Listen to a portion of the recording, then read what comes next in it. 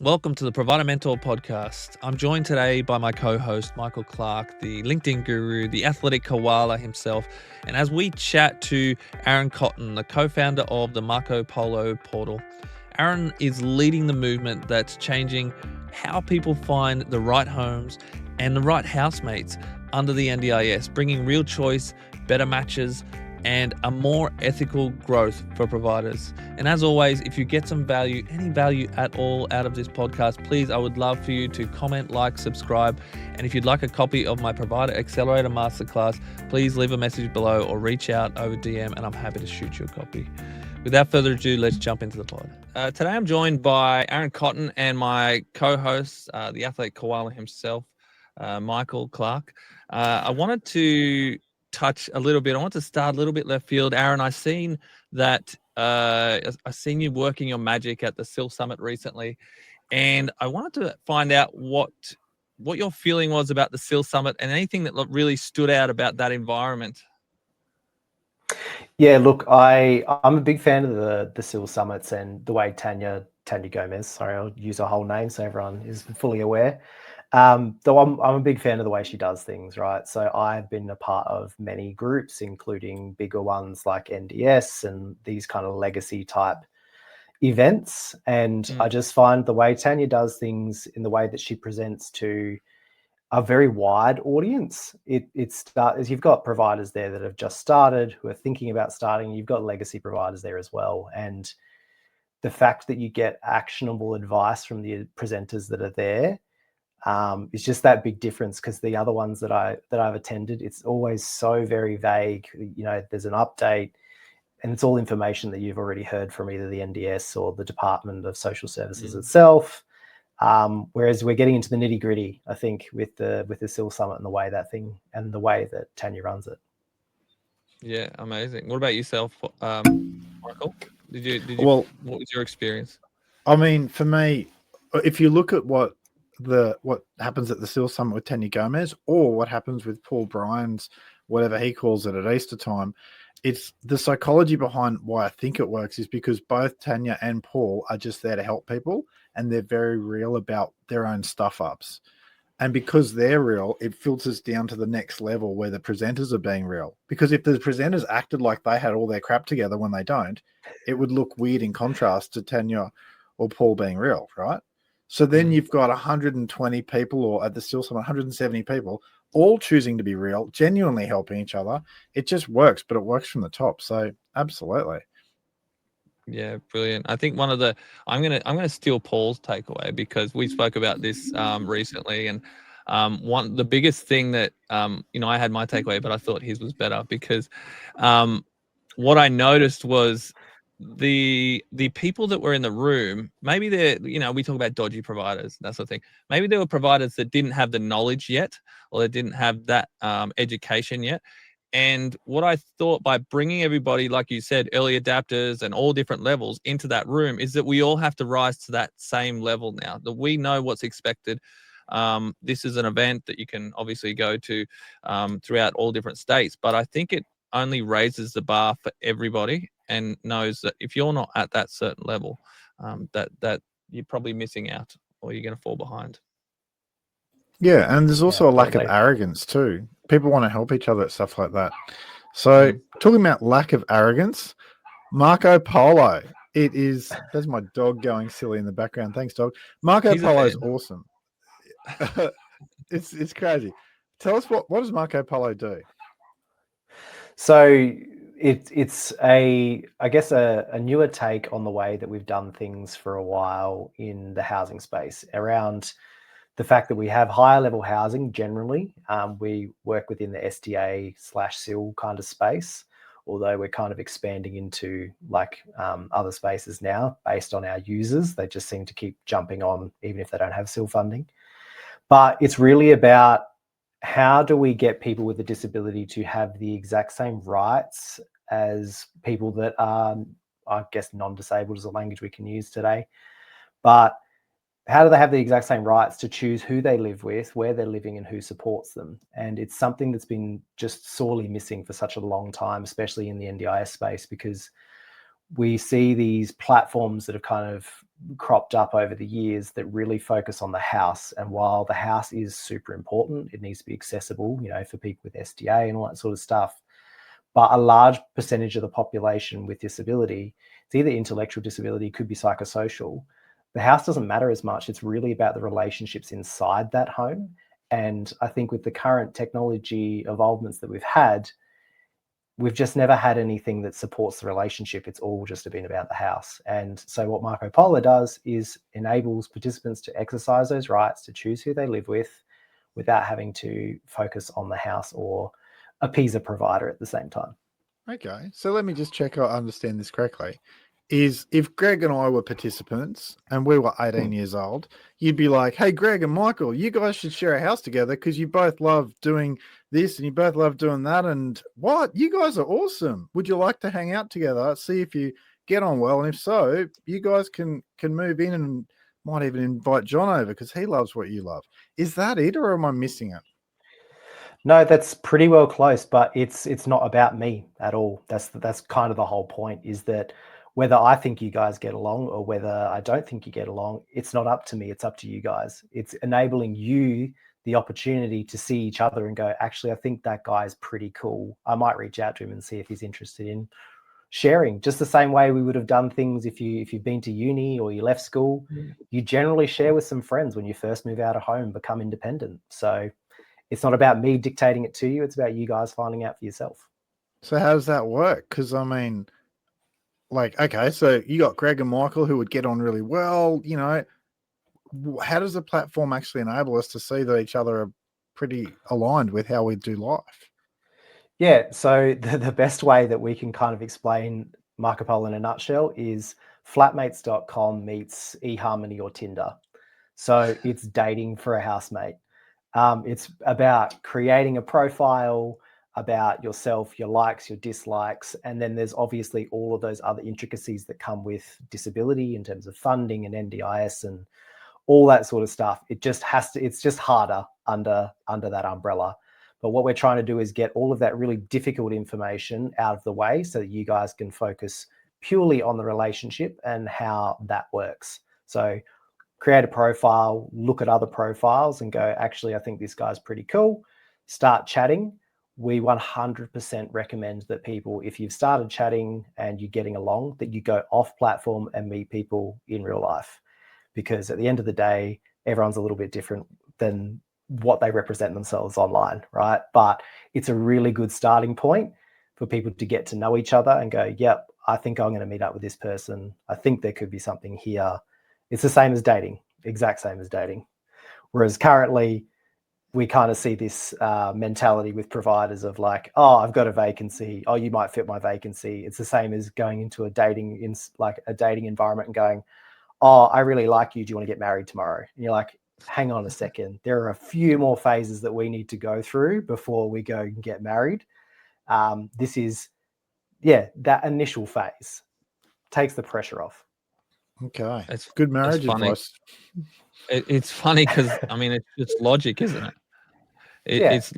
It's logic that we should have when we talk about choice and control, that we should be able to connect prior to actually moving in and see if we do connect. So where does a provider fit into the app, and how do they kind of slot into the algorithm?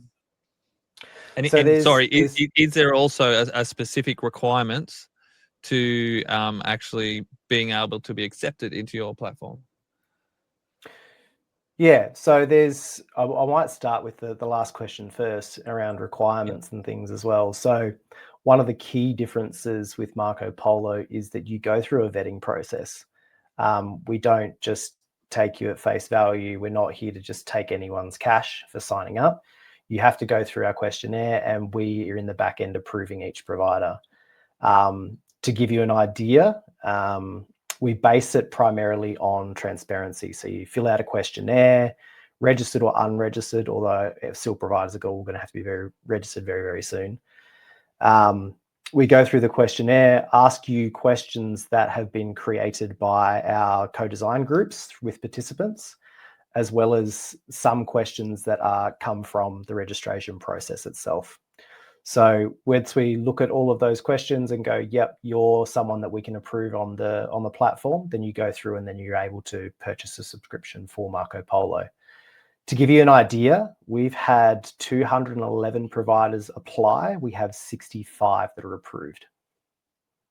What's going on with that? Like that's a very high bar to entry. Like there's obviously some deep logic there. What's working? What's not working?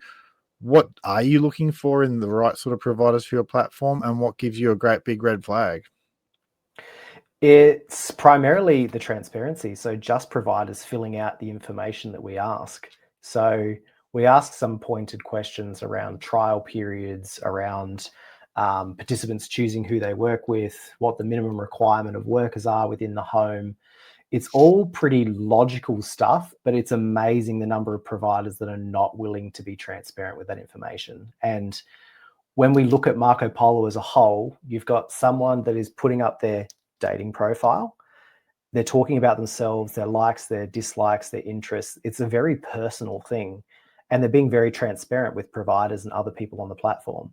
If providers are not willing to be transparent enough around their service provision, we don't see that as an equal exchange of value. If you're not willing to be transparent, they're already being transparent. I'm sorry, you can't be allowed onto the platform. That's brilliant. That's brilliant. So how does the provider actually slot into, the connection between a participant, provider, and meeting that whole algorithm? Yeah, so there's two ways. And so the original way that we built was primarily where we're referred to as you have either B2C platforms or you have B2B, right? And we come under both. So it's almost B2C, C2C, and then it's all of the B's and the C's, right? Basically, because participants will jump on, they'll try and match with each other first in the first iteration of Marco Polo. Once they've pre-grouped, so if you've got 2 1-2s, which is a very simple example, they've matched up with each other and they go, yep, we want to live together. Now we're ready to find a provider. So they will mark themselves as ready for a provider. And once they've marked themselves as ready, all of the subscribed providers that are on the platform that are in the service area that the participants are looking to find a home, they will be notified and say, look, there's a group ready to go. They've got a total funding value of this. Jump on and register your interest in providing service for them. Once they will give them 3 options at a time. So it's first in, best dressed. We do have some other matching criteria in the background. I won't go into too much detail. It's pretty complicated. But basically, we will put it out. The 3 will come back, and then the participants will choose between those 3. If they don't like those 3, we'll give them a new 3. And it kind of goes on until they select a provider. But it's all about making sure that the participant is getting to know the provider. They can see their profile and go, yep, this is how they've answered all of those questions that we asked in the onboarding. And once they've selected, you've got a full house of participants, basically. So you're not dealing with vacancies, and you're not filling that cost from day one. You can basically start making profit. It sounds like there's a lot of areas people are very fearful around this. It's like, I'm married. I've been married for nearly 2 decades. I don't know what would happen if my wife was to pass away and I had to start from scratch. I'd have to learn a whole lot of tech, and I'd have to take a whole lot of social risk. I wouldn't enjoy that. I'd have to ask a few people some advice. How does it work in 2025 or 2026 with meeting people? Because I wouldn't know. Like, my knowledge is 19 years old. So how do you allay the fears people have? Because I'm just trying to think through. If I was a provider, I'd be like, right, I'm going to lose participants using this, or I'm going to lose control of the process. And next thing you know, I'm doing 77 things that don't fit our systems. Like, I'm imagining people have a lot of fears. Like, how do you make it win-win-win with the providers also feeling like this is a win for us? Because I want them to join you. I really do. But I'm also hearing the fears going on in the background. Absolutely. So there's a lot of concern around, like, I think there's a social change that also needs to occur with the way that this is happening, right? And we're already seeing that with the evolution of technology through things like a Hire Up or a Mabel. You're seeing the end user taking back more control. And I think one of the biggest things is that, yes, I do want to put providers, minds at ease. At the same time, this is coming regardless. There's going to be new technology that changes power dynamics. And in any other market, the end user is the one that has the power to choose. And it's just that the fact that the NDIS sector is about 20 years behind everything else, that it hasn't already occurred. But in terms of a provider, I think one of the more risky things that I see day in and day out is that providers will get a single participant, 1 to 3 generally, because most will have 1 to 3. They'll start a new home, they'll start providing service, and they're only getting paid 1/3 of what they're actually required to keep that house afloat. That is a much, much bigger risk than sitting on a platform and getting a group referral of people that have already pre-matched, because you are hemorrhaging money until you fill those 2 vacancies. The pressure that comes from being a SIL provider that has that many, has just 1 vacancy, is upwards of $200,000 per year. Average vacancy length is 365 days. It's even longer in states like Western Australia and South Australia. So if you're going to do things the way that they're currently done, start with an anchor tenant, hope for the absolute best that you can find a match that's going to last long term. Absolutely, that's completely up to you if that's the way you want to continue to do things. But if you're willing to give away perceived power or control to have a full home referral and make profit instead of having to lose sleep every night of going, how am I going to pay the bills tomorrow? Am I going to continue to use people's superannuation payments and things to keep the business afloat, which I've seen a lot happen because vacancies are just absolute killers. I think it's a win-win if you can have participants choosing who they live with and then you not having to deal with vacancy costs. That's sort of clever. Do you see what happened there, Greg? He fought a fear with another fear. He's like, I guess, Aaron, you're saying, well, you can be fearful of losing control, or you can be fearful of losing half the income from the house. Which fear do you want to take? Very clever. You can lose your business, to be honest. I've been a SIL provider. I've been in this exact situation. And why are you waiting till now to tell us that? That's the I'm so sorry. key info. I'm so sorry. I was a SIL provider, right? So tell us the story. Suddenly, there's a different level of credibility from a tech guy who talks about SIL to an ex-SIL guy who talks about SIL and tech. What's the story? Yeah. So we started SIL provision in North Brisbane. So company up there, it's still very small. So I think we're sitting at 4 houses now. I don't have much to do with it anymore. It's all under management. So my partner handles most of it. But we saw the fact that we were facing this problem, right? We would start with the anchor tenant, we'd put them in and we're like, yeah, cool, this is great. We're finally getting some cash come in. And then we're like, oh, okay, hang on. There's a huge cost here. We need to fill this vacancy fast.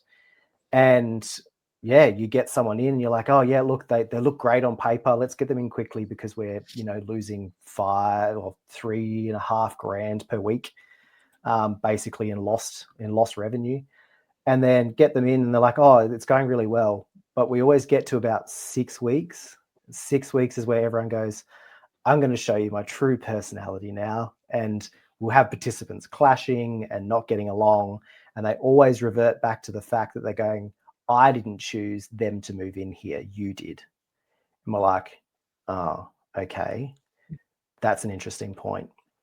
So we'd, advertise vacancies, blah, blah, but we always made sure that when after that fact, because we've had to do it, we did it a couple of times before we finally learned our lesson, that we would go, let's get 2 people to decide they want to live together first and go, you have the final say on whether this goes forward. It's got nothing to do with us. And then once they go, yep, I want to live with them. I think they're great. They'll move in. We'll get to that critical 6-week point again. They go, and it would be the most ridiculous reasons, like, oh, he ate my cheese. And you're like, oh, okay. They're like, I'm moving out because he ate my cheese. And you're like, okay. And we're like, well, we can replace your cheese, blah, blah, blah. But they're like, I didn't pick it. And I'm just like, actually, no, remember, you did pick them. They go, and because they had that buy-in, no one ever wants to be wrong. So they go, well, you chose them. They're like, yeah, I did. Oh, no, we'll see how it goes. So you've got a better buy-in from families and from the participants themselves, because they're the ones that actually chose it. And that was probably a more selfish reason as to why we're like, actually, yeah, we do want you guys to pick, because then we can kind of put it back on you at the end of the day. But when we started implementing this process in a non-digital fashion, we noticed that the tenancies would last longer. There was less staff turnover because there wasn't as much conflict. We saved on training costs. We saved on having to do the incident reporting and all that sort of stuff. And our incident report levels dropped drastically. Participant satisfaction levels went up, and then we were retaining more staff members because there just wasn't the day-to-day problems that came with participants not getting along. So good. It's hard. Yeah, sorry, I didn't mean to forgive you. It's hard to argue with the truth. What are you going to say, Greg? I really believe in this type of participant matching, and it's really, I think, a necessity for the sector, and I'm hoping that this really gets adopted Australia wide, and you guys really, really knock it out of the park. I'm curious, you mentioned there that you guys did this in a non-digital form. What did that look like for you guys? I think it's very similar to way people will do like wait lists. Well, you'll see it in like larger kind of service provisions where so the more legacy type models, they'll have like a wait list in which they kind of nurture that wait list while they go, oh, we're looking for a house, or we're looking for a match for you. Yeah. They've done it. They can kind of hold that vacancy cost because they are large providers. I know they're working off of a margin of 2% ish, but 2% of 50 million is still a large portion of money that you can kind of have as in the coffers, right, to deal with vacancy costs, whereas smaller providers don't have that. So we very much started to adopt that kind of, I guess, that wait list type model where we would start nurturing on a wait list and then go, do you two actually want to live together? We think you might be a good match. Why don't you chat, go meet with each other? We would have a minimum of 3 meetings out in the community, so not at each other's houses. We'd make sure that they got to speak to each other. We'd try and encourage them to speak on the phone if that was something that they could do, to make sure that they really developed a relationship first before we ever decided whether we were going to put them into a house. And what we would do is, once we were satisfied that relationship was really good, they were very happy, we would actually take the participants with us and go, where do you want to live? This is a house that we could rent or purchase, because we were satisfied that relationship was going to work. Out of our 4 homes, we own 3, because we had that confidence in that relationship that it was going to last for a decent period of time, that we could take that risk on. I don't want to get into the whole buying versus renting kind of debate for SIL providers, because I know that's a whole nother problem around rental discrimination, etc. But that gave us a lot more confidence, knowing that we weren't going to be floating a vacancy cost. We go, yep, we can actually get approved for this loan. We can buy this house. And we know that because we've done things this way and we've focused on that relationship, it will last longer, so that we're happier to take that risk. Well, wow. I'm excited. Sorry, what were you going to go with, Greg? You go. Sure, because it was a lot of cool information. I reckon I'm reading your mind anyway, Greg. I know what you want to ask. So, like, being real, both Greg and I do marketing for a lot of SIL providers, okay? Because if we're real about it, SIL providers, when they get it right, there's healthy margins there. They can afford people like Greg and I. Absolutely. What I'm always baffled by is every SIL provider I talk to has a different theory of how a SIL house works beautifully when it's harmonious, and they have a different theory about why something's not working. And it can be something makes perfect sense or something hysterically ridiculous is their theory. You've seen it. You talk to people all the time. What is it that would cause anyone listening who is in SIL to know, oh, that's how we feel, and keep a SIL house full? Like, what do they need to know? If I had to sum it up into like one kind of nugget of information. How about you sum it up in 3 or 4? This is gold. I can't wait to hear. The number one is it's not about you as the SIL provider, right? And if you see a SIL provider in terms of support, it's the same as any worker, and why independence is so popular, right? Why we've seen this transition come across. the best support workers are the ones that have no bias around what they want. It's all about the participant and their needs. And I know it's scary to give up that kind of control around things, but if you give participants a true voice, and I hate using the word empowerment, but empowerment, they will continue to tell other people about your SIL provision. They'll be the ones that are, if they're happy, they're not going anywhere. We've had participants in our own SIL provision that have had family members go, I want you to move back in with me. We had a lady and her sister said, why don't you come back in with me? Things happened within the family dynamic. It's just like, it could be like old times, blah, blah. And they had a really, really good relationship. But when the participant came back to the sister and said, no, this is my forever home, we were just like, we were blown away. And we asked, we're just like, oh, why don't you want to go live with your sister? Like, that would be really nice. We don't want to lose you, of course, but wouldn't that be nice? And she's like, no, like I have a voice here. I can do my own cooking. I can tell someone that I want to go to the shops. This lady was institutionalized for decades. And the fact that she just felt like a human being was the reason that she was staying with us.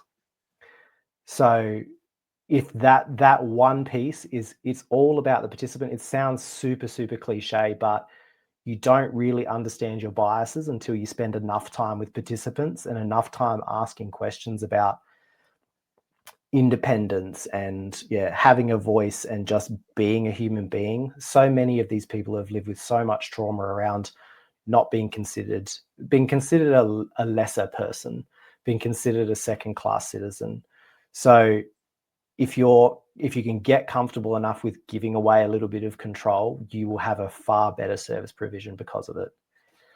And I think everything else that I can really tell you, like some other little nuggets, is like, if you own the home, let them paint it any color they want, let them hang any pictures that they want, let it be their home. Let them have pets, as long as you haven't got, a cat and a dog that, one could eat the other. Try and control the chaos a little bit, but at the same time, it's just make their home, not your workplace that people live in. Yeah, what are you that's thinking, brilliant. Greg?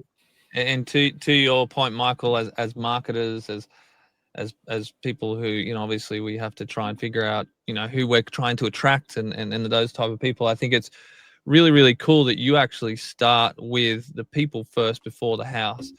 And I mean, it's funny because it just makes sense. Like, what you're saying makes sense, but for some reason we've got this education around, we have to go buy the house first and then we got to fill it. But really putting people together, and which was what your platform does and what you guys have done prior, is super, super cool. I was curious. I wanted to be a little bit selfish. I wanted to ask you a little bit about a situation that I'm going through. This is good because look, this is our day, Aaron. Just so you know, it's all about Greg's feelings and Michael's today. Go for it, Greg.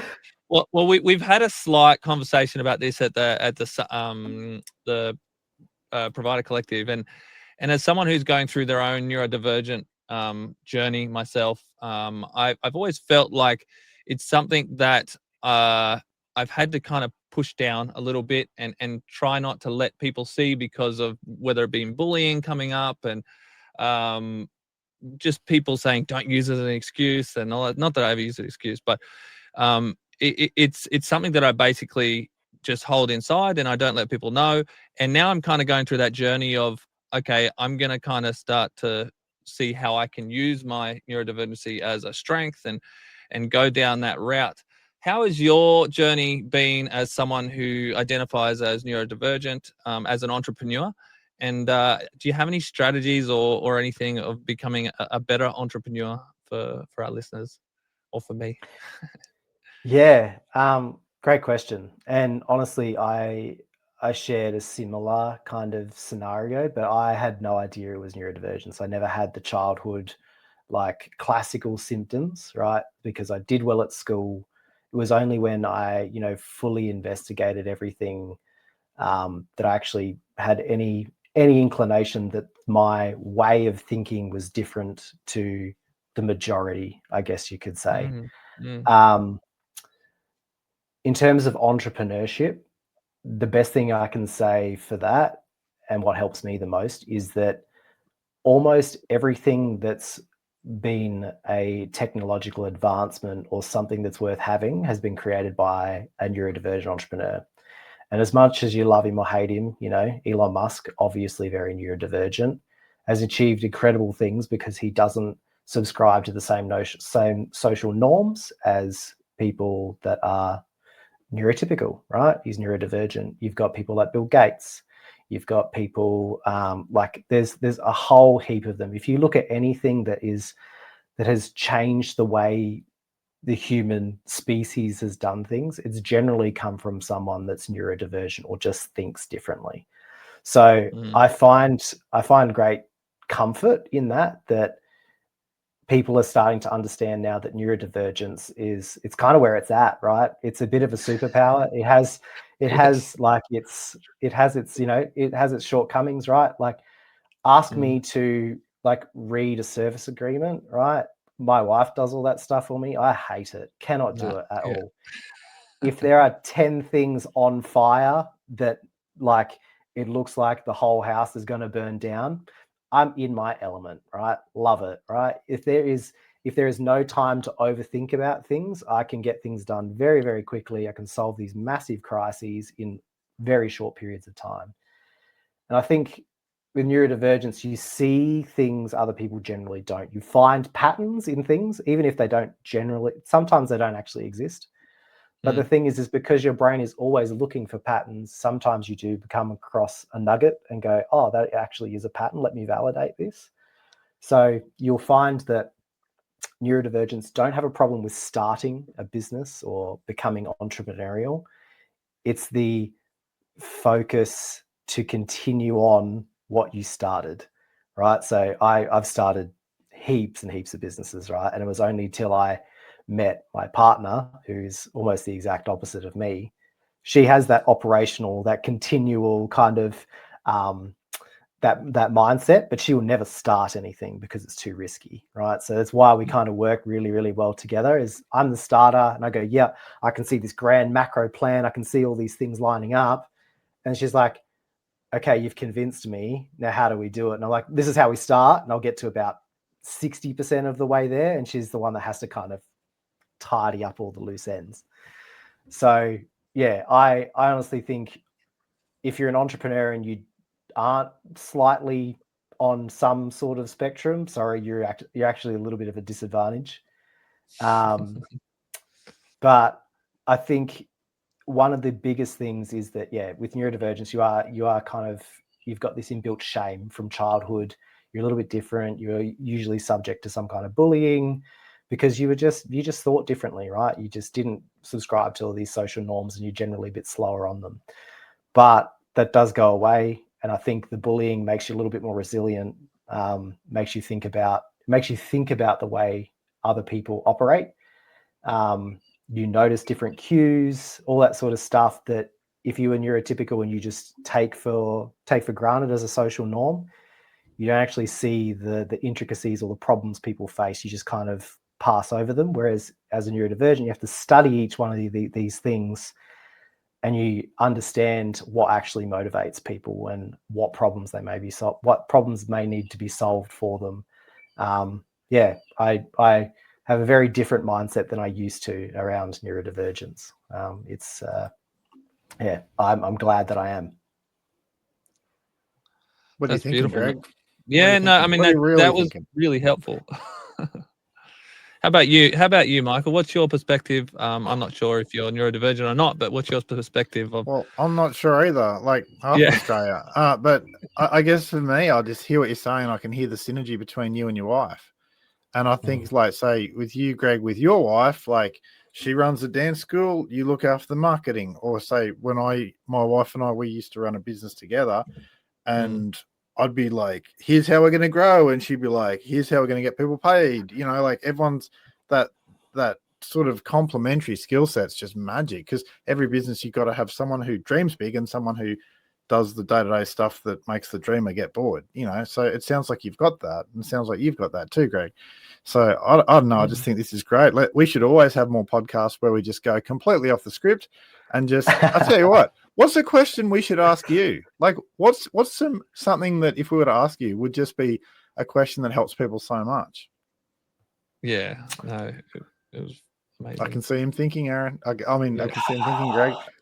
That's his thinking face, by the way. This is where you and I can buy him some time by talking about something else. Seriously, what's the question we could ask you that you just feel passionate about and strong about, and it may not even be a popular opinion?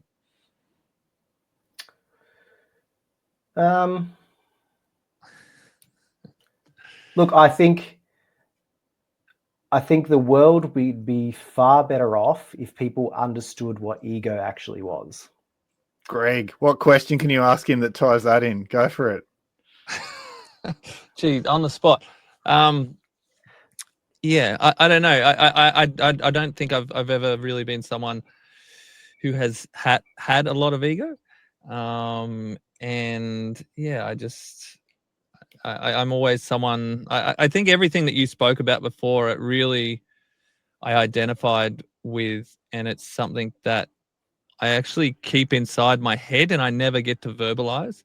And I don't know if that's a neurodivergent thing. Like I said, I'm still going on this journey.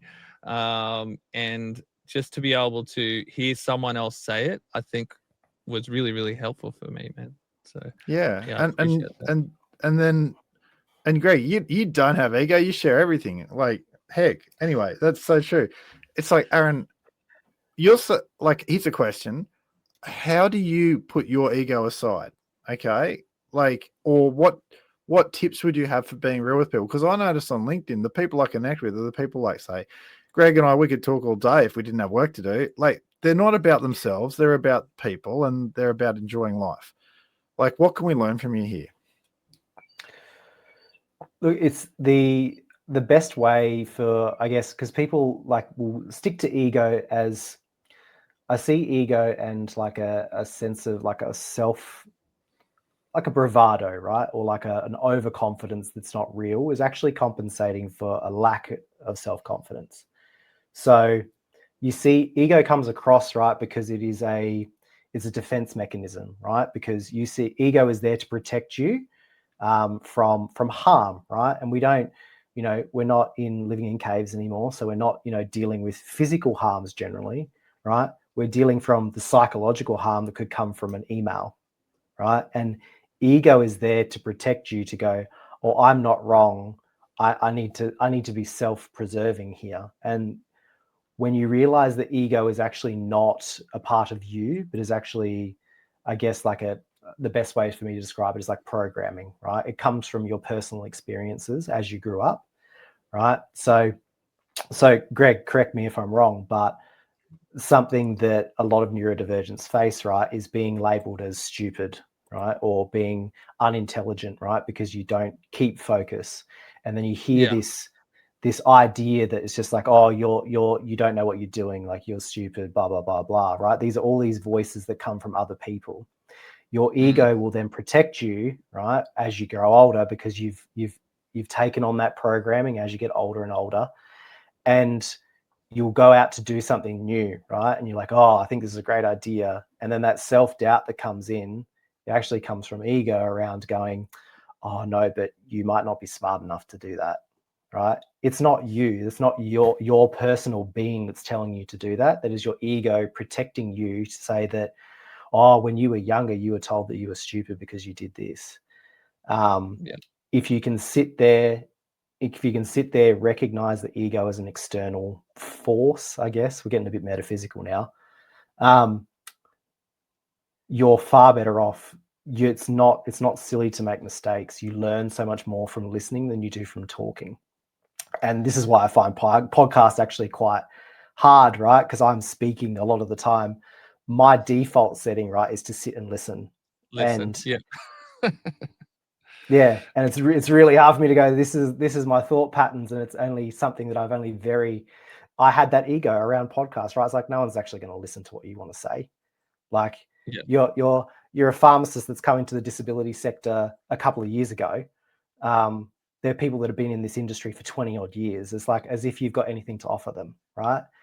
And it took a long time for me to work through that and go, actually, people are recognizing that we're doing something cool here. And it's actually doing other people a disservice by me not believing in myself or sharing things that I've learned along the way, because I'm actually an exceptional listener. I can take on people's stories and help translate them into a way people will understand them.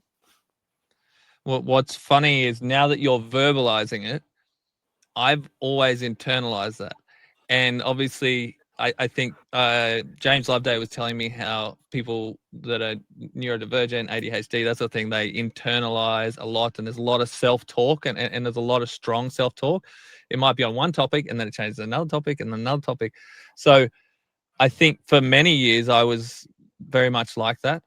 Someone who people would say that you're stupid, you can't do it. And I think a lot of it was tall poppy syndrome too. Anytime I got a success, they would cut you down and that sort of thing. So I am in my 40s now, and I think because I've gone through all that, and I was actually able to push through all the hardship and the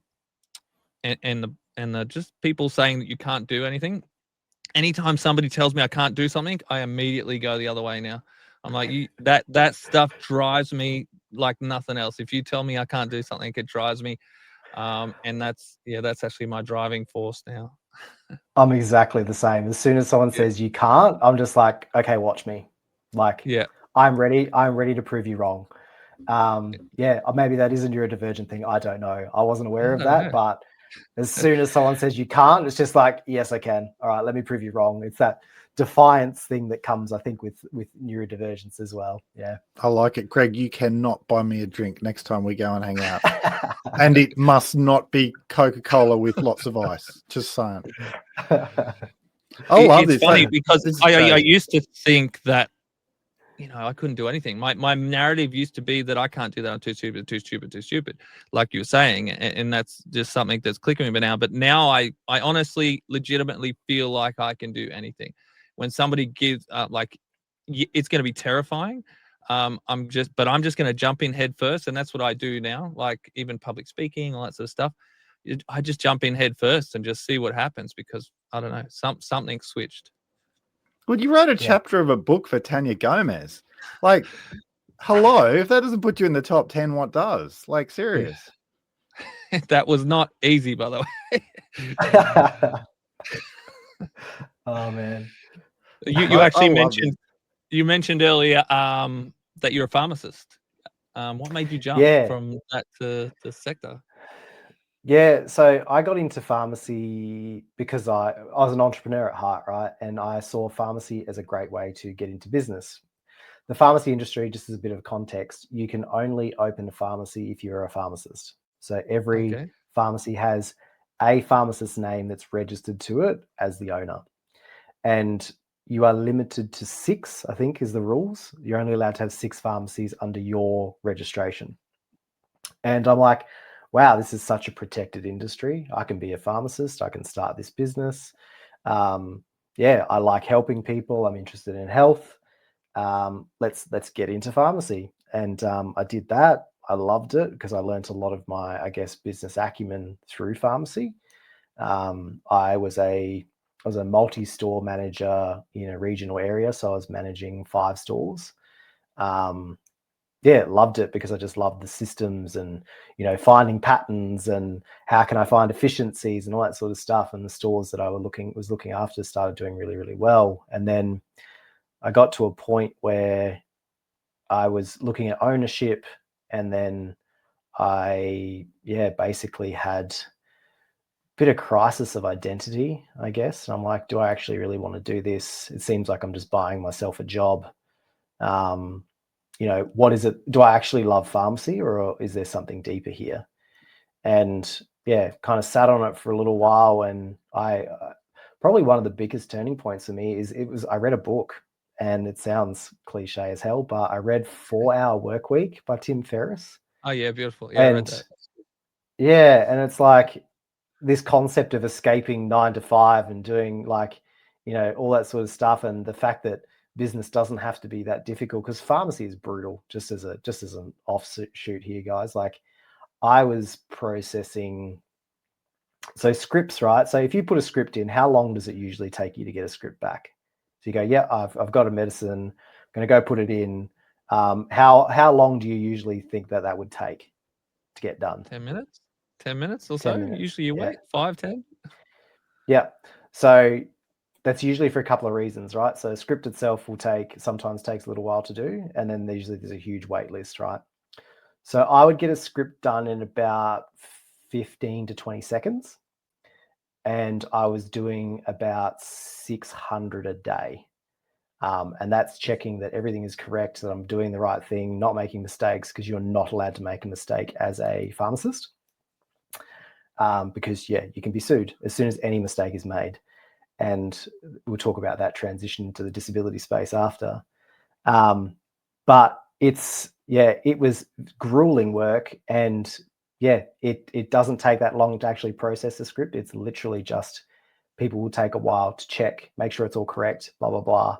But if you wanted to be profitable in a pharmacy business, you had to do extreme numbers of scripts. Yeah, it's not a rewarding career, and it's getting worse and worse. Sorry to any pharmacists that may be listening to an NDIS podcast, but anyway, yeah, look, it's transition from pharmacy into the disability space, because as a pharmacist, you are not allowed to be, well, you're not allowed to be wrong, right? You have to cover your ass. Everything has to be written, all that sort of stuff. It is such a black and white industry. Transitioning to the disability space, there is so much gray, it is ridiculous.